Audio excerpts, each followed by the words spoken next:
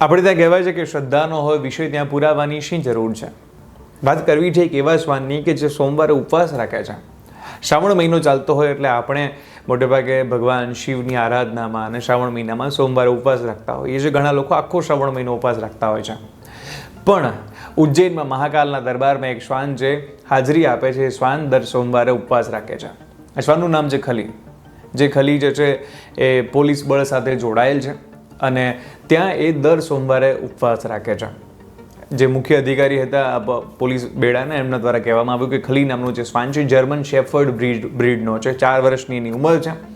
Normally એનું જે diet હોય છે એની અંદર પ્રોટીન અને બીજી ઘણી બધી વસ્તુઓ આવતી હોય છે, પરંતુ સોમવારે માત્ર દૂધ અને ફળ જ ખાય છે. તેમ છતાં એના પરફોર્મન્સમાં કોઈ ફરક નથી પડતો.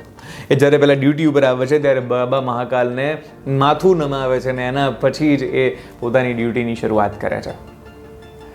એક એવો શ્વાન છે સોમવારે ઉપવાસ રાખી રહ્યો છે, શ્રાવણ મહિનો કરી રહ્યો છે, તેમ છતાં એના પરફોર્મન્સમાં કોઈ જ ફરક નથી પડી રહ્યો. જર્મન શેફર્ડ નામ જે આ શ્વાન છે જેનું નામ છે ખલી. આ શ્રાવણ મહિનામાં ભગવાન શિવ તો આમ તો સર્વના છે ને એટલા માટે જે ખલી નામનો જે ડોગ છે એ ચર્ચાનો વિષય બન્યો છે. ચારે બાજુ એના વિશે વાતો થઈ રહી છે કે એક એવો શ્વાન પણ છે કે જે ભગવાન શિવની આરાધનામાં ઉપવાસ રાખે છે. આપણે ત્યાં ભગવાન ભૈરવનું છે, એ પણ એક શિવનું જ સ્વરૂપ માનવામાં આવે છે.